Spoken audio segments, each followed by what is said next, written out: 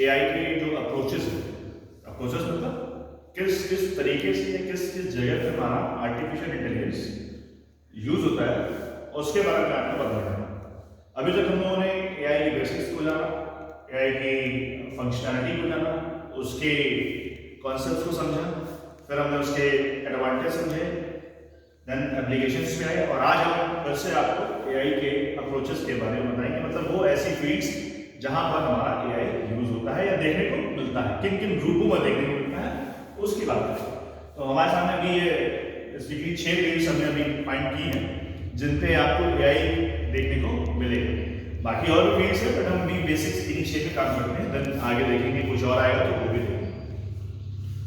तो सबसे पहले जो बात करते हैं आर्टिफिशियल इंटेलिजेंस को हम एज ए मशीन लर्निंग के रूप में भी देख सकते हैं।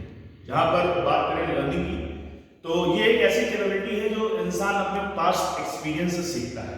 ठीक, तो मतलब कहने का है कि जो मशीन्स है उसमें आप लर्निंग की कैपेबिलिटी को डेवलप कराएंगे, और जो लर्निंग की जो कैपेबिलिटी डेवलप होगी मशीन्स में, वो डिफरेंट डिफरेंट तरीके से आ सकती है। चाहे वो उसके पास एक्सपीरियंस से आ सकती है, चाहे उसको इंस्ट्रक्शन देकर सिखाओ, चाहे आप उसको इस काबिल बना दो कि वो अपने हिसाब से सब चीजें करने लगे। अब जहां तक बात अभी तक की मशीन्स की हम कर रहे थे, तो मशीन्स किस तरीके से किसी भी इंस्ट्रक्शन को परफॉर्म कर रही थी, तो वो हमने आपको बताना है 2 तरीके से। अभी तक एक ही तरीके से परफॉर्म कर रही थी, मतलब जो हम कह रहे थे उसी तरीके से वो काम कर रही थी। जहां पर वो फंस रही थी फिर से वो हमसे पूछ रही थी, मतलब जो हमने उनको इंस्ट्रक्शन दिए उसी इंस्ट्रक्शन के बिहाफ पर मशीन जो है उस चीजों को कर रही थी। और जहां पर वो फंसने की अवस्था में आ गई, जहां पर वो स्टक हो गई, डेडलॉक की कंडीशन में चली गई, वहां पर उन्होंने हमसे फिर से फर्दर पूछा और दोबारा आगे बढ़ गए। तो इस चीज को हम बोले थे एक्सप्लिसिट प्रोग्रामिंग, मतलब जहां पर आपको कुछ बुद्धि नहीं लगानी है, आपको जो हमने जितना कहा है उतना ही ऑर्डर फॉलो करना है, और जब फंस जाना है तो दोबारा फिर से हमसे पूछना है। तो वो चीज मशीन लगातार करेगी। बट आज के समय में क्या है कि हमें मशीन को इस काबिल बनाना है या बना रहे हैं जिससे मशीन जब कभी भी कहीं भी फंसे तो अपने स्किल्स के बिहाफ पर, अपनी लर्निंग कैपेबिलिटी के बिहाफ पर वो चीजों को समझ से खुद से आगे बढ़ सके। तो जब हम मशीन लर्निंग की बात करते हैं तो 2 तरीके की प्रोग्रामिंग इसमें देखने को मिलती है। एक तरह के वो प्रोग्रामिंग होती है जहां पर हम मशीन को इंस्ट्रक्शन देते हैं और हमारे इंस्ट्रक्शन के बिहाफ पर ही मशीन काम करती है, तो उसको बोलते हैं एक्सप्लिसिट प्रोग्रामिंग। जब और जहां पर मशीन सब कुछ अपने आप से करे, मतलब उसके अंदर थिंकिंग कैपेबिलिटी है और वो सिचुएशन को एनालाइज करके उन चीजों को समझे देन आगे बढ़े, तो वो उसको बोलेंगे इम्प्लिसिट प्रोग्रामिंग, जो हमने आपको कल के लेक्चर में भी डिस्कस किया था। इम्प्लिसिट प्रोग्रामिंग हमको मशीन को इस लायक, इस काबिल बनाना है कि वो इम्प्लिसिट प्रोग्रामिंग करना शुरू करे। तो ये हमारा कुछ मशीन लर्निंग कॉन्सेप्ट है जहां पर मशीन को हम बार बार सिखाने की कोशिश करते हैं with the help of implicit programming. उसमें हम कैपेबिलिटी डेवलप करते हैं कि मशीन हमारी चीजों को सोच सके, समझे, देन उसके बाद रिएक्ट करे। अब अभी तो हम सिर्फ आपको इतना से ओवरव्यू दे रहे हैं क्योंकि ये टॉपिक जितने भी हैं वो सारे आपको कवर करने हैं और लेक्चर का टाइम काफी ज्यादा हो जाएगा, इसलिए हम इसको ब्रीफ में ही मतलब एक ऐसा इंट्रोडक्टरी पार्ट के रूप में आपको समझा रहे हैं, और इसके बाद जब कभी डिटेल में जाएंगे तो फर्दर एक टॉपिक को डिटेल में देंगे। तो अब इसकी जो टाइप्स है मशीन लर्निंग के, वो 2 तरीके से हमने कैटेगराइज किए। एक तो उनकी फंक्शनैलिटी के बिहाफ पर कि जो जिस तरीके से फंक्शन करते हैं उस तरीके से बिहाफ पर, दूसरा उनकी लर्निंग स्टाइल के बिहाफ पर। तो जो 2 स्टाइल हैं वो हमारे पास 2 फेजेस हैं, कैटेगरीज हैं, वो एक लर्निंग स्टाइल के बिहाफ पर, दूसरी फंक्शनैलिटी के बिहाफ पर। तो पहली वाली जो है वो लर्निंग स्टाइल के बिहाफ पर, जिसमें 3 कैटेगरी आती है, एक सुपरवाइज्ड लर्निंग, एक अनसुपरवाइज्ड लर्निंग और दूसरी रीइंफोर्समेंट लर्निंग। उसके बाद जब हम सुपरवाइज्ड लर्निंग की बात करें तो सुपरवाइज का मतलब सुपरविजन, मतलब ट्रेनर आपके सामने अवेलेबल है और उस ट्रेनर की मदद से आप चीजों को करने की कोशिश करो। मतलब हमारे पास एक ट्रेन्ड मॉडल है, उसमें हमें नए सैंपल डेटा डालने हैं और डिजायर्ड आउटपुट प्राप्त करने की कोशिश करनी है। तो this is example of supervised learning. Next unsupervised learning. Unsupervised learning क्या है कि जहां पर कोई भी किसी तरीके का ट्रेन मॉडल नहीं है, हमें सैंपल डेटा डाल के आउटपुट प्रोवाइड करने की कोशिश करनी है। तो इस केस में आपको कोई भी ट्रेनर, कोई भी सुपरविजन नहीं मिलेगा, बट इसमें आपको मिलेगा। फॉर एग्जांपल जैसे हम किसी भी मैनेजमेंट सिस्टम की बात कर लेते हैं जहां पर आपको स्टूडेंट्स को मार्क्स प्रोवाइड करने होते हैं या मार्क्स मिलने होते हैं, तो उसमें क्या है कि उनके आप सेशन में अगर आप प्रेजेंट रहेंगे, अटेंडेंस आपकी अच्छी रहेगी, बिहेवियर अच्छा रहेगा, कंडक्ट अच्छा रहेगा आपका, तो एक उनके पास फॉर्मेट है, उसी फॉर्मेट में वो सारी चीजें रीड करेंगे, उसी के बिहाफ पर आपका ग्रेडिंग सिस्टम निकल के चलाएगा, नंबर निकल के चलाएगा। तो this is the example of unsupervised learning, sorry supervised learning, not unsupervised. जहां तक बात अनसुपरवाइज्ड करेंगे तो यहां पर ऐसा कोई भी मॉडल आपको देखने को नहीं मिलेगा किसी भी तरीके का कोई भी सुपरविजन नहीं होगा, जहां पर सारी चीजें आपको अपने आप से रैंडमली होती हुई दिखेंगी, तो वो है अनसुपरवाइज्ड लर्निंग। तो इस तरीके के जो लर्निंग कॉन्सेप्ट्स हैं उसमें जो रिजल्ट मिलेगा आपको वो 100% एक्यूरेट नहीं मिलेगा। नेक्स्ट बात करते हैं रीइंफोर्समेंट लर्निंग की। तो जो रीइंफोर्समेंट लर्निंग है ये हमारे दो कॉन्सेप्ट को बेस्ड है। एक आपकी जो कॉन्सेप्ट है इसमें, एक है आपका पनिशमेंट बेसिस पे, दूसरा है रिवॉर्ड बेसिस पे। ठीक है, ये दो कॉन्सेप्ट्स पे रीइंफोर्समेंट लर्निंग बेस्ड है। पनिशमेंट मतलब अगर आपने काम अच्छा किया तो आपको उसके हिसाब से रिवॉर्ड मिल जाएगा, और अगर आपने काम गलत किया तो उसके हिसाब से आपको पनिशमेंट मिल जाएगा, ताकि आप दोबारा कोई काम करो तो उन्हीं दोनों की सीख के यहाँ पर आपको क्या करना है क्या नहीं करना है ये आप डिसाइड करके कर सकते हो। तो ये 3 कैटेगरी है based on learning style machine learning. Next बात करेंगे फंक्शनैलिटी की। तो फंक्शनैलिटी की यहाँ पर 3 कैटेगरी 4 कैटेगरी और भी बहुत सारी है, जहां पर हम क्लासिफिकेशन, रिग्रेशन और क्लस्टरिंग है। इन टॉपिक्स को हम फर्दर डिटेल में देखेंगे, तो अभी मेरे को यहाँ डेमोन्स्ट्रेट नहीं करते हैं, क्योंकि कहीं ना कहीं इसको जब डिटेल में डेमोन्स्ट्रेट करने की कोशिश करेंगे तो बाकी टॉपिक के लिए टाइम कम बचेगा, तो इसको अभी छोड़ देते हैं। नेक्स्ट लेक्चर में ही हम डील करेंगे जब टॉपिक्स के बारे में वापस आएंगे। अगले बात करते हैं तो हम डीप लर्निंग की बात करते हैं। डीप लर्निंग, जैसा कि नाम से आपको दिख रहा है कि डीप मतलब बहुत ज्यादा एनालिसिस करना, बहुत ज्यादा काम करना है।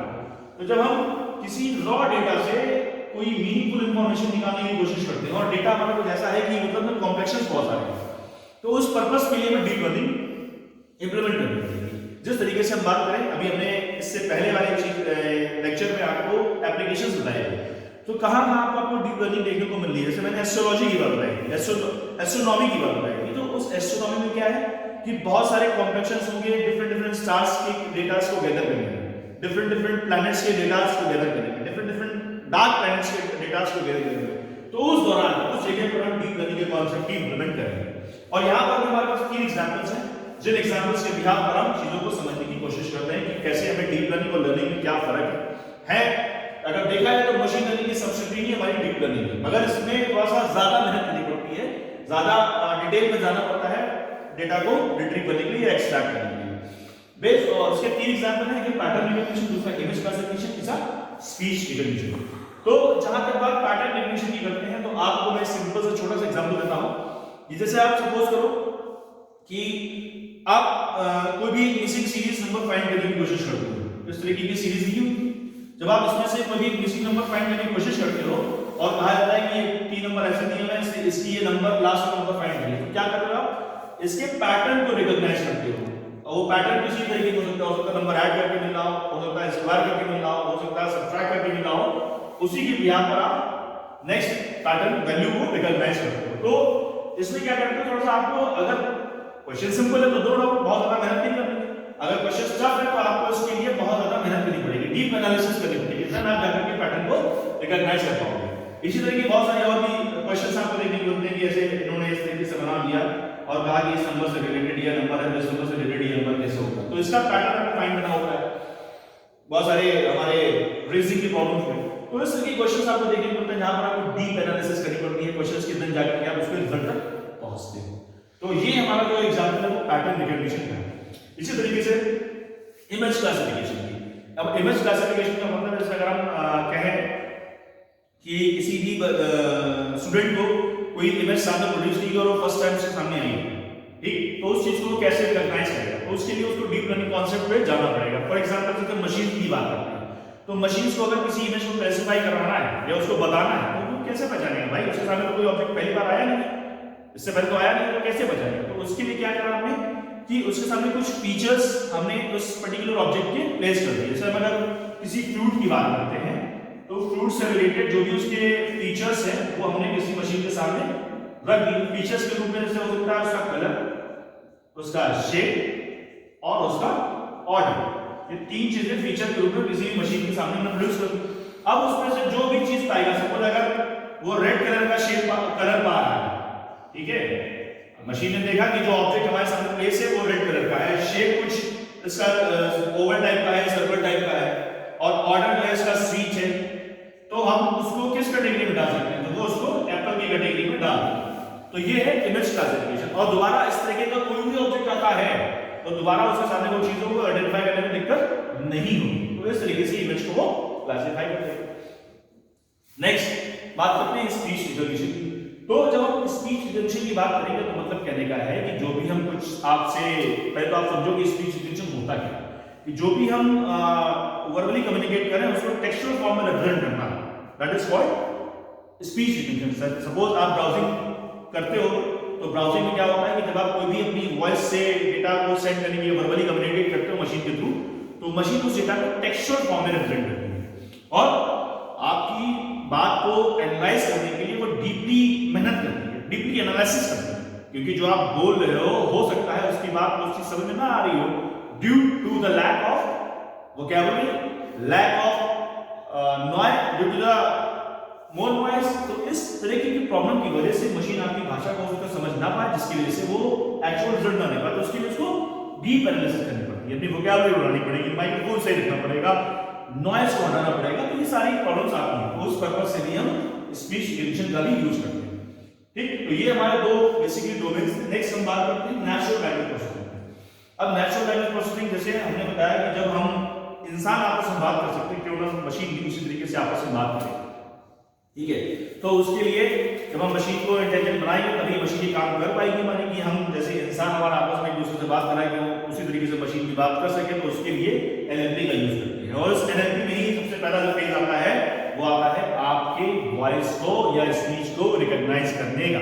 स्पीच जब आप रिकॉग्नाइज कर लोगे देन उसके बाद आप मशीन जो होगी वो हमारी उस चीज को जो आपने इनपुट दिया है उसको अंडरस्टैंड करेगी, देन उसको इसके हिसाब से लैंग्वेज जनरेट करके डिस्प्ले करा देगी। तो वही चीज यहां करनी है, मतलब जो हमने बोला उस लैंग्वेज को बोलने के बाद आपने मशीन उस चीज को रीड करेगी, देन इसको अंडरस्टैंड करेगी और अंडरस्टैंड करने के बाद उसको डिकोड करेगी, फिर उसका सेंस निकाल के सामने वाले को भेज देगी। तो मतलब कहने का है कि नेचुरल लैंग्वेज प्रोसेसिंग की जब हम बात करेंगे सबसे पहले आपकी स्पीच को इनपुट के तौर पर लिया जाएगा, ठीक, इनपुट के तौर पर लिया जाएगा, फिर उसको अंडरस्टैंड किया जाएगा, देन उसके बाद उस लैंग्वेज को जनरेट कर दिया जाएगा और उसका आउटपुट डिस्प्ले कर देगा। तो ये हमारा एनएलपी का कॉन्सेप्ट है, जहां पर आपकी जो वॉइस है, जो स्पीच है, उसको एज ए इनपुट लिया जाएगा, देन उसको इनपुट लेने के बाद उसको हम अंडरस्टैंड करेंगे कि उसका मतलब क्या है और उसके बाद उसको हम आउटपुट के तौर पर डिस्प्ले कर देंगे।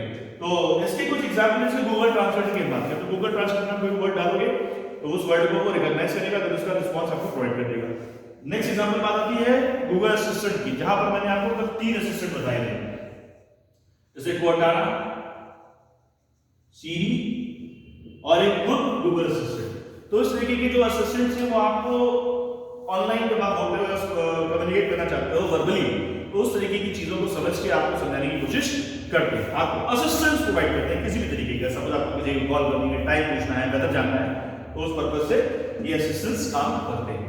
नेक्स्ट बात करते हैं आईवीआर, इंटरैक्टिव वॉइस रिस्पांस। इसका सबसे बड़ा एग्जांपल से आप अगर टेलीकॉलर या किसी भी कंपनी में अगर आप कॉल करते हो, किसी भी कॉल सेंटर पे जब आप कॉल करते हो, तो उस दौरान जब आपकी जो क्वेरी, उस क्वेरी का रिस्पांस आपको तुरंत प्रोवाइड हो, तो उसको हम कह सकते हैं कि आईवीआर, इंटरैक्टिव वॉइस रिस्पांस। जैसे जब आप कोई भी बुकिंग करते हो, किसी भी तरीके का कोई भी कॉल सेंटर पे कॉल करते हो कि कहते हैं ना कि हिंदी के लिए एक दबाएं, इंग्लिश के लिए दो दबाएं, इसके बाद ये प्रॉब्लम है तो ये दबाएं, तो कह सकते हो कि आप जब तुरंत उसको क्वेरी प्रोवाइड करो, तुरंत आपको रिस्पांस दे रहा है, उसको बोलते हैं आईवीआर, इंटरैक्टिव वॉइस रिस्पांस। तो ये एग्जांपल किसका है?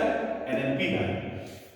अब अगली बात करते हैं रोबोटिक्स की। रोबोटिक्स के बारे में ज्यादातर आपने सुना होगा, जानते भी होंगे कि मतलब क्या है कि किसी भी तरीके से इंसान की जितनी भी चीजें हैं वो सारी की सारी चीजें हमारी रोबोट करता हुआ दिखाई पड़े, और इसके लिए जो है हम मतलब मशीन को इस लायक बनाने के जितनी भी चीजें इंसान कर रहा है वो सारी की सारी चीजें मशीन भी उसी तरीके से कर सके, तो उसका एग्जाम्पल है रोबोट। और ये चीज जिस फील्ड में होगी उसको हम बोलते हैं रोबोटिक्स, मतलब हर वो चीज जो इंसान कर रहा है वो मशीन करने की कोशिश करे, that is the part of robotics with help of controllers, micro controllers, वो चीज की बात करेंगे।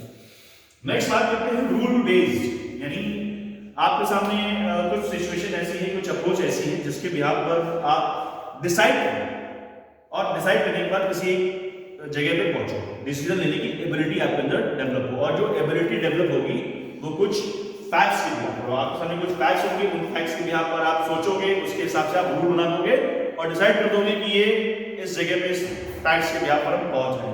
तो this is the example of rule based यानी एक्सपर्ट सिस्टम, जहां पर हमारे हमने कुछ फैक्ट्स होंगे और उन्हीं फैक्ट्स के बिहार पर हम एक जनरलाइज रूल बना देंगे जो किसी कॉम्प्लेक्स सिचुएशन से निकलने के लिए कारगर रहेंगे। फिर उसके मदद से हम किसी सही जगह तक पहुंच जाएंगे। तो एक डिसीजन मेकिंग एबिलिटी के लिए हमारे पास फैक्ट्स होंगे और उन फैक्ट्स से संबंधित रूल्स बने हुए होंगे जिनको फॉलो करते हुए डिसीजन तक पहुंच सकते हैं। और ये जो चीज होगी इसके लिए जो बेस्ट एग्जाम्पल है वो एक्सपर्ट सिस्टम है। बहुत सारी चीजें हैं जो रूल बेस्ड के बिहार पर काम करते हैं कि ह्यूरिस्टिक अप्रोच फॉलो करेंगे और हम एक डिसीजन तक पहुंचेंगे, तो वो हमारी रूल बेस्ड सिस्टम या एक्सपर्ट सिस्टम कहलाता है। अब लास्ट हमारे पास है फूजी लॉजिक। ये बेसिकली एक तरीके से कह सकते हो कि किसी भी एक्सपर्ट सिस्टम की डिसीजंस को कॉपी करने के लिए यूज किया जाता है, जहां पर कंडीशंस होगी उन कंडीशंस की बिहार पर हम या तो ए तरफ जाएंगे या इस तरफ जाएंगे, मतलब या तो यस की तरफ जाएंगे या नो की तरफ जाएंगे और इसी के बिहार पर काम करने की कोशिश करेंगे। ठीक है, इसका जो बेस्ट एग्जांपल है वो आज की डेट में है एबीएस सिस्टम, जो हमारा डिफरेंट ऑटोमोबाइल सेक्टर्स में या डिफरेंट इंडस्ट्रीज में आपको देखने को मिलता है। जैसे कार है, जीप है, बस है, बाइक है, टू व्हीलर, उस तरीके के सिस्टम में हम Fuji logic based ABS system use करते हैं। एंटी लॉकिंग ब्रेक सिस्टम, जिसमें आपको जो ड्राइविंग मतलब हम ब्रेक को ऐसा करते हैं कि वो लॉकिंग होने तक ब्रेक हमारा एक प्रॉपर डिस्टेंस के पहले लग जाए, जहां पर देखा गया जाता है कि गाड़ी हमारी स्किड ना हो, स्लिपरी कंडीशन में ब्रेक ऐसा लगे कि गाड़ी का कंट्रोल आपका बना रहे। तो उस पर्पस के लिए हम फूजी लॉजिक का यूज करेंगे। तो थैंक यू दोस्तों आज की इस वीडियो की, जो उम्मीद है कि आपको पसंद आया होगा। अगर पसंद आया है तो ज्यादा से ज्यादा संख्या में इस वीडियो को लाइक करें, व्यू करें और दूसरों को शेयर करके सब्सक्राइब भी करवाएं। धन्यवाद।